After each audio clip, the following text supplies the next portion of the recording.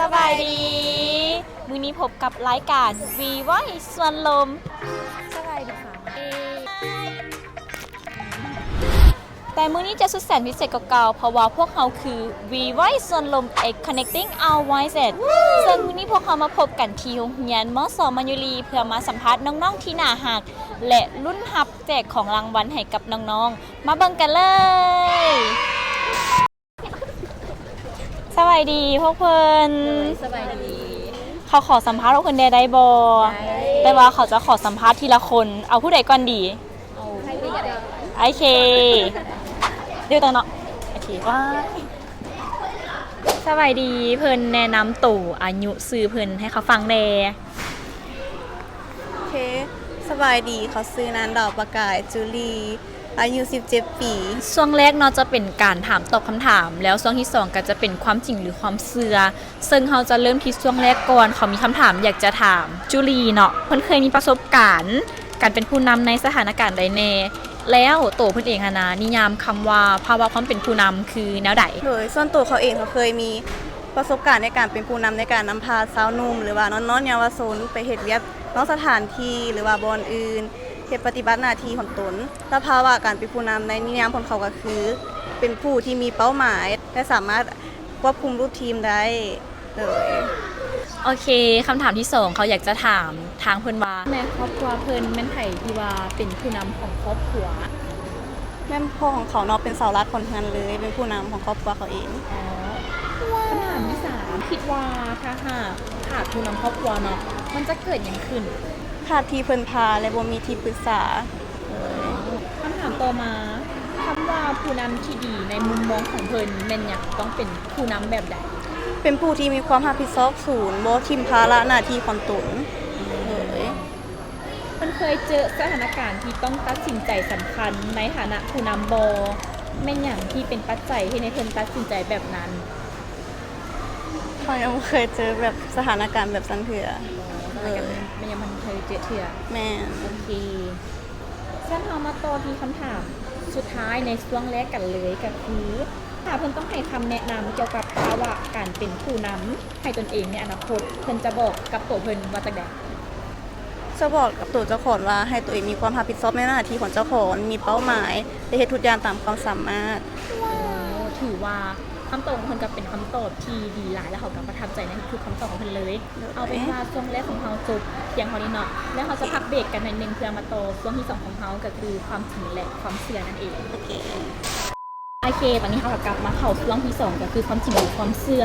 ความจริงหรือความเชื่อที่ว่าถ้าว่าการเป็นผู้นำมันมีมาแต่น้อยเลยบ่จำเป็นต้องฝึกฝนมันคิดเห็นจังได๋กับตัวนี้เขาคิดว่าบางคนอาจจะมีแต่น้อยเลยแต่บางคนอาจจะต้องได้มาฝึกฝนต้องได้มาเห็นสภาพสังคมในปัจจุบันก่อนแล้วคำถามข้อที่2แม่นหรือบ่แม่นที่ว่าผู้นำเนาะจะต้องเป็นผู้ชายเท่านั้นผู้หญิงหรือว่ากลุ่มหลากหลายทางเพศแม่นหญิงบ่สามารถเป็นได้คุณว่าแม่นหรือบ่แม่นสำหรับเขาแล้วเขาว่าบ่แม่นเป็นหยังเพิ่นคือว่าบ่แม่นขอเหตุผลได้บ่เขาว่าเพราะว่าจะเป็นเพศใดก็สามารถเป็นผู้นำได้หมดแล้วอันนี้จะเป็นข้อสุดท้ายในช่วงแม่นหรือบ่แม่นเขาอยากจะถามตื่นๆอีกว่าแม่นหรือบ่แม่นที่ว่าผู้นำจะต้องเป็นหัวหน้าหรือว่าผู้ที่มีตำแหน่งสูงๆเท่านั้นคนธรรมดาทั่วไปบ่สามารถเป็นผู้นำหรือว่ามีภาวะต้องเป็นผู้นำในตัวเองได้คุณคิดเห็นจังได๋เขาว่าบ่แม่นแต่ทุกคนสามารถเป็นผู้นำได้หมดเลยโอเคกิจกรรมการถามตอบละช่วงที่2แม่นหรือบ่แม่นก็จบเพียงเท่านี้เขาต้องเข้าใจเพิ่นในไลน์ที่ว่าเขาเป็นกิจกรรมนั้นเขาแบบนี้เพื่อจะบอกว่าเขาประทับใจในทุกคำตอบของเพิ่นเลยขอบใจคือกันบ๊ายบายไปดีเพิ่นแนะนำตัวให้เขาฟังแน่สบายดีเขาซื้อแตงโมชมพูสนาวงเขามีคำถามจะถามเพิ่นเขาอยากจะถามเพิ่นว่าเพิ่นเคยมีประสบการณ์เป็นผู้นำบ่แล้วในความคิดของเพิ่นคำว่าภาวะความเป็นผู้นำเป็นแนวใดเขายังไม่เคยมีความเป็นผู้นำแต่ว่าเขาคิดว่าภาวะความเป็นผู้นำมันเขาต้องมีความรับผิดชอบมุ่งพึ่งพาตัวเองคำถามที่2เขาอยากจะถามเพิ่นว่า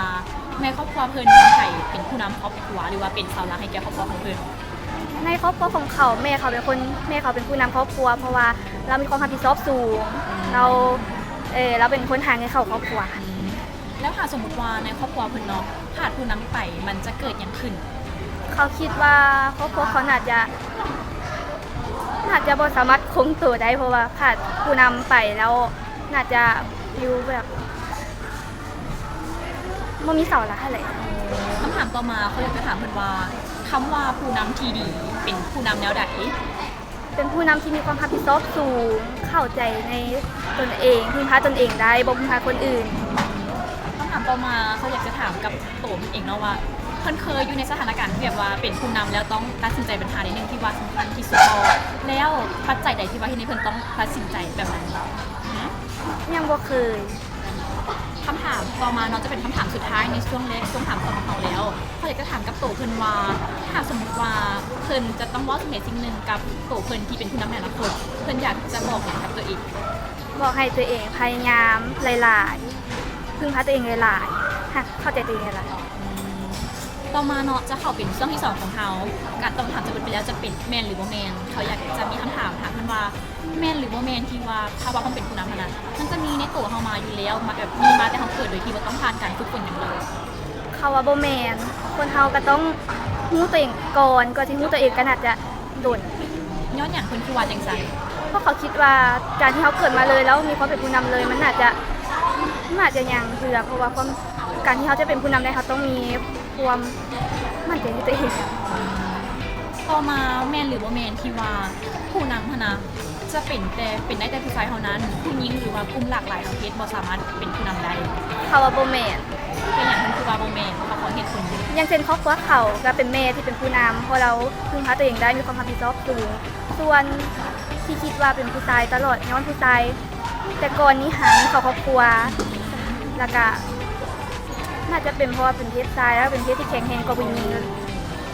คำถามสุดท้ายแมนหรือว่าแมนที่ว่าผู้นำต้องเป็นหัวหน้าหรือว่าผู้ที่มีตำแหน่งสูงๆเท่านั้น คนธรรมดาบ่สามารถเป็นผู้นำได้ อันนี้เขาก็ต้องตอบอีกว่าบ่แม่นเพราะว่าเขาคิดว่าคนธรรมดาที่มีความรับผิดชอบก็น่าจะสามารถเป็นได้การที่เป็นผู้นำเขาก็แค่ต้องมีความรับผิดชอบเข้าใจในตัวเองพึ่งพาตัวเองให้หลาย เข้าใจหลายเด้อสำหรับ ได้ การทำกิจกรรมดีๆแบบนี้ ๆเข้าใจว่า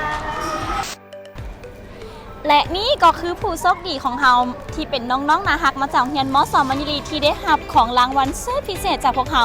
และมาถามรุ่นน้ำกันว่า EP ต่อไปเราจะไปใส่ต่อฝากติดตามพวกเราในเด้อบ๊ายบาย